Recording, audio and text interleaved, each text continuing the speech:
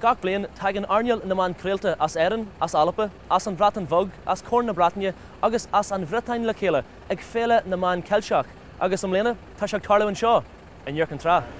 Well, is Féile bblion túlatáin seo agus deanann sé I híana a lonú a báirtna éagsúla den na tíortha Ceilteacha an nuirí bhí muid sin Carnarvon na Bretagne Bige, bhíon ribh sin bhí muid an Gáilíomh an bblion ribh sin bhí muid ar na Linscíhanna im léana tá muid an dhearc an trá.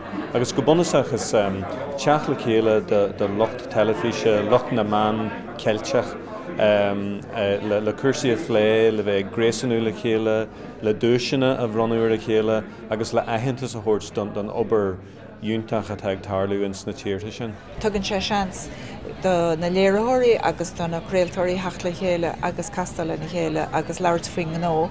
Ach freisin is ócáid thóisialta agus baineann chuile na soltas. Tá mé héanana teachta gin bhéile le blianta fada, bhí mar an gcuistir fearíns blianta agus feicir chum go maian daoine an taine bheits chuile bblion.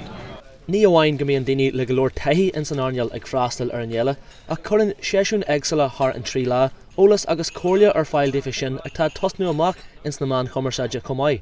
Alúnithe atá ar cursa tréanala an ciste craolteachta Gaeilge ina másc. Sílim go sé an táhachtach go déan na helaní higne na rudí seo agus I ggéisteach leis na daoine seo tá gobar in san arneal ar fiú na blianta fada agus tugann sé déistúin buú lá agus bheith ggéisteach lá agus I ggéisteach le go dé mar a hosí siad híana amach agus tá sé hana bhain sprágail ach aonanta simú agus a ruas ar fad agus dé sínta dúine. Cursaí na Meán faoi lán seáil ar an nuair mar sin, ach go dé hílann lucht aigrithe agus lucht freastal na Féile den cethir haon.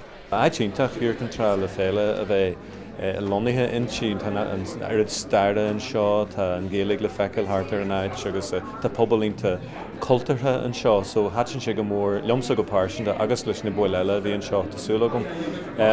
Agus sílam ag ben éile ar ilan leose na Halaban ar an Stearnaway ar an bblion se thugainn agus má bhíonn sé lechumáid agus sa bhí féile na bliana seo ní bheith caiilearthaí. Churfar críoc le Féile na bliana seo a nacht le Ginear Mór agus bronú fríú gúisteanna na Féile, agus an sin tosníonn na Holhain ar fad de éile dheabhíle sa héinseag ar ilan leos na Halapa. Tá mé ó Cainneala, nuacht fí sa cethir.